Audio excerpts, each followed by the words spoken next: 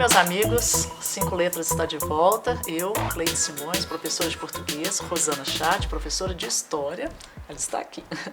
E o nosso convidado hoje, nosso amigo querido, que já esteve conosco em outros momentos, que é o Candinho, dando ênfase à questão econômica sobre a obra Vidas Secas. Nós pedimos a ele que nos esclarecesse um pouco mais sobre as consequências na vida econômica naquela região do Nordeste brasileiro e mais amplamente na sociedade brasileira como um todo, na sua economia, partindo do pressuposto que Fabiano e sua família são retirantes, onde eles se localizam ao longo da narrativa, ou na Caatinga, fugindo da seca, da inclemência da seca, com a iminência até a ameaça iminente da morte, mas que em algum momento chega a uma fazenda, onde começa a desenvolver um trabalho, a princípio como um pequeno agricultor ali naquela região.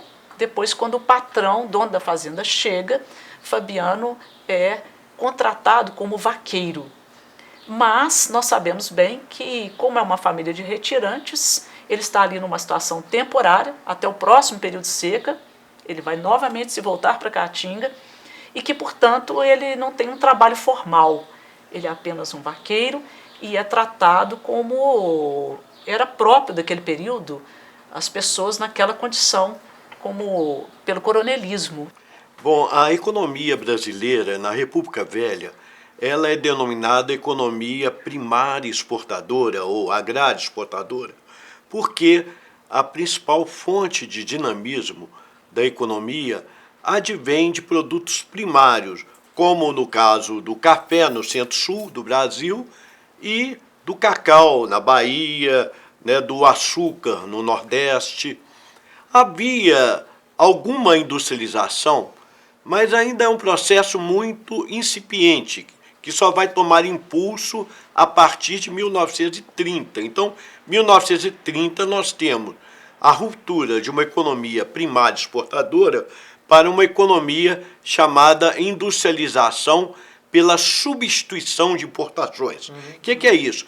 Quer dizer, os choques adversos na economia, como a gente vai ter nesse período que estamos analisando, que é a Primeira Guerra Mundial, traz uma oportunidade para industrializar. Não é que com a Primeira Guerra Mundial ficou inviável importar aí dos países mais desenvolvidos, né? Isso, então, traz uma oportunidade para que a nossa pequena indústria se expandisse.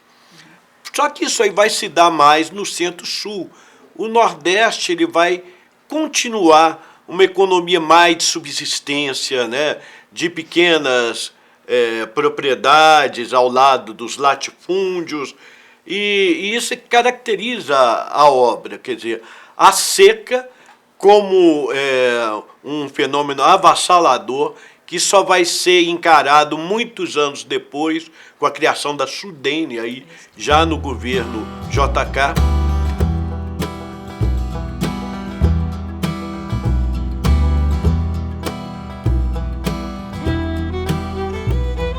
Mas antes disso, poucas ações voltadas, né, para as consequências da seca, né, o que leva, portanto, né, à expulsão das pessoas do seu habitat. Depois de 1930, aí já no primeiro governo Vargas, é que nós temos, a partir dos efeitos da crise de 1929, um grande impulso para a industrialização brasileira. Por isso que, para muitos autores, só há sentido em se falar em industrialização quando havia realmente uma política voltada para a industrialização. Isso vai se dar a partir de 1930 e com mais intensidade no segundo governo Vargas, que vai de 1951 a 1954, depois o governo JK, né, de 1956 a 61, vai ser o coroamento dessa substituição de importações com o seu plano de metas.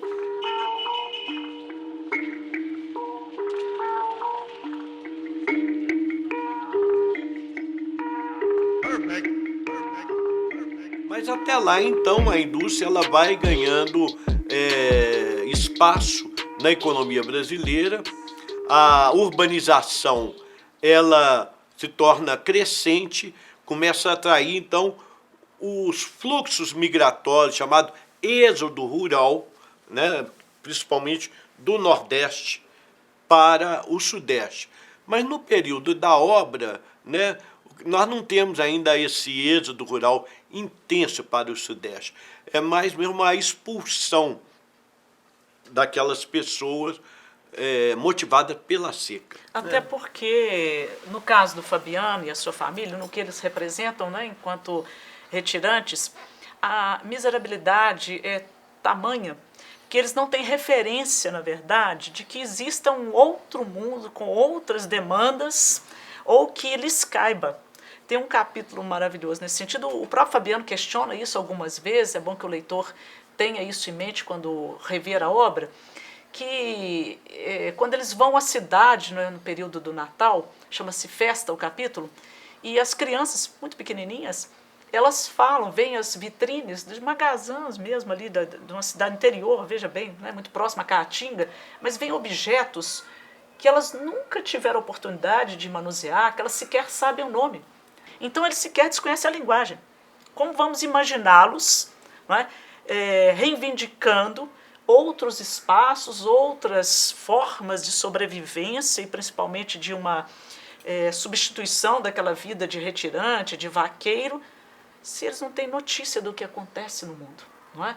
Então veja a questão, como que pode impactar, eu penso, na economia, na vida em sociedade. Quem é esse cidadão? Ele é reconhecido como cidadão, não é? Se eles não têm essas nuances mais primárias de como viver e sobreviver, não é?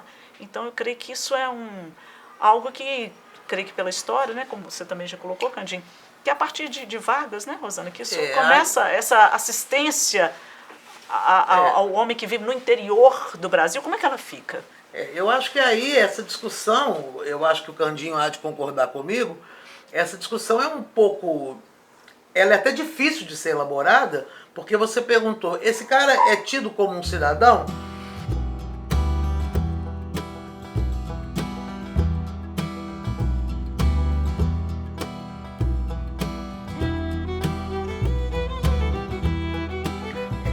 Eu não sei dizer se sim ou não, mas me parece que não.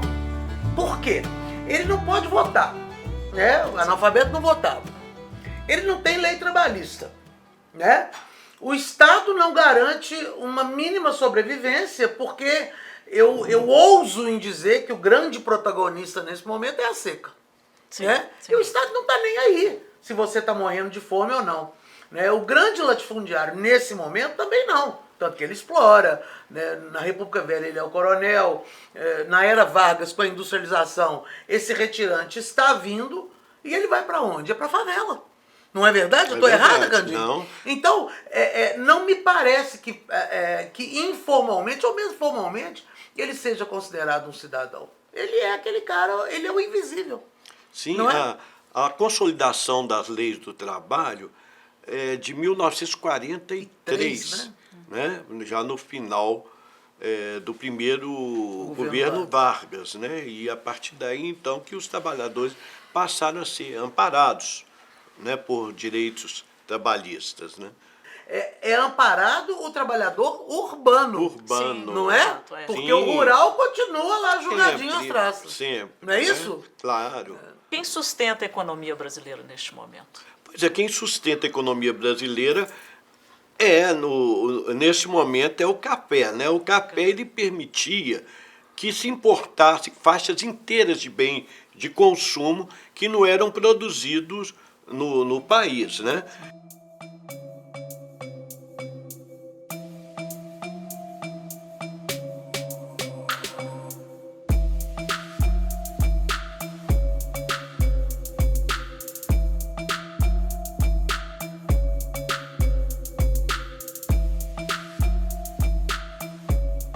E em 1929, então, nós temos, com o crash da Bolsa de Nova York, nós temos aí a queda abrupta da receita de exportações que o café propiciava para o Brasil Isso, então, ensejou um processo acelerado de industrialização, já que era inviável continuar importando faixas inteiras de bens pela nossa receita de exportações, né? Então, com isso, então, começa o chamado processo de substituição de importações, que avançou no início muito lentamente, mas que vai ter uma grande arrancada nos anos 50, notadamente no governo Juscelino Kubitschek.